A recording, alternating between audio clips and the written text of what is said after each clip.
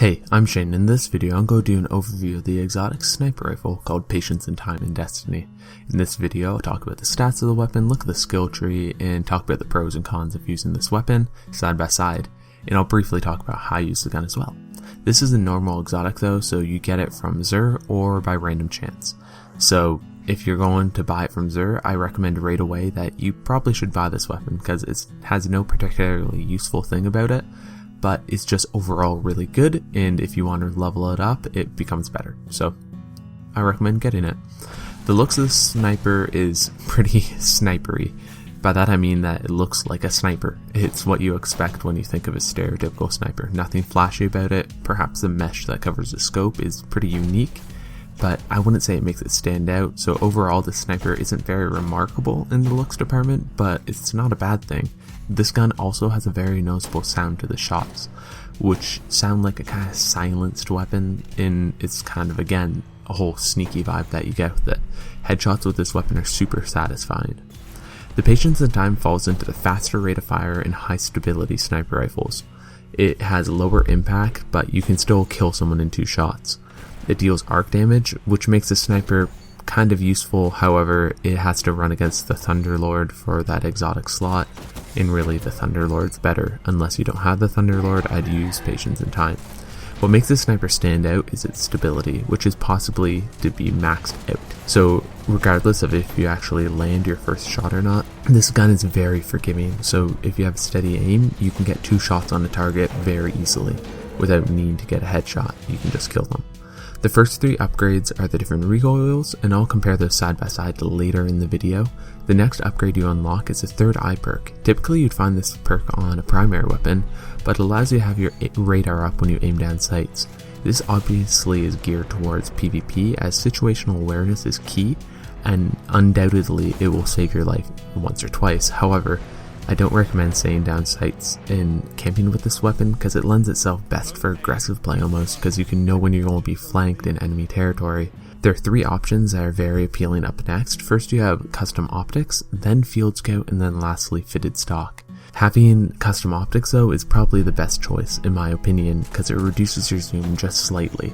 And that reduced zoom actually allows me to get more kills because I'm pretty close range with enemies when I'm using this weapon. Field Scout gives you 6 shots in the magazine, and that's absolutely incredible because 6 shots, reloading with the sniper is really hard, so 6 shots just allows you to keep going for a little longer. And then Fitted Stock gives you the increased stability, which is again incredibly useful, as I said, because you can land 2 shots on a target without having to worry about missing that first shot. But still, custom optics is my best choice here. And then in PvE, I'd say Field Scout, but still having fitted stock and custom optics won't do you anything wrong, so it's your call. And the final perk is called Patience in Time, and this gives you active camouflage while you aim down sights. So a few seconds after you aim down sights, you'll gain brief invisibility that stops a few seconds after, or when you unzoom, or when you take a shot, or when you take damage. So it's hard to say if this is actually useful, and I'm not sure if I like it or not, because if I want to be invisible, I usually would be a blade dancer and then I'll just crouch and become invisible.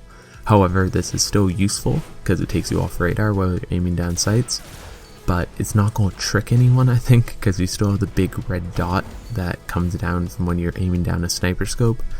So it's not really true invisibility because you can still be seen quite easily. So I don't say rely on this perk, and definitely don't camp with it because you're still pretty obviously visible. So just keep that in mind when you try and use this. I'll talk about the recoils now and have them side by side. First up is Field Choke on the left, and this gives you the most range. And then you have CQB Ballistics in the middle, which gives you the most stability. And then Aggressive Ballistics on the right, which gives you the most damage. Of these 3, CQB Ballistics is probably the best choice because the more stability is useful.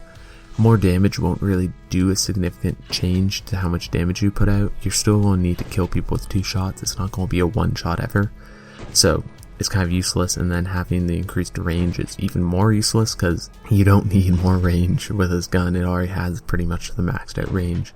So my opinion on the gun I think is pretty clear by now. I like it. The gun can be used most effectively in PvP because it's just like the Mida multi-tool. It's a balanced weapon with no polarizing stat that makes it hyper effective.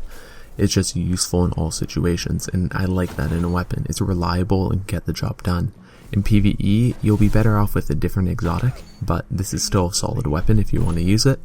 It will get kills, and it has a great zoom, and you can go invisible for brief periods of times, which can be useful. So it's useful, but it doesn't have a high damage output. So thanks for watching the video. If you have any questions, just drop a comment below. I've used this weapon a bunch, and I can try and answer your questions as best I can. Please consider subscribing if you enjoyed this video, and check out my other videos and gun reviews if you like this. I will be putting more out in the future, hopefully, and yeah, thanks for watching the video, and I hope you have a great day.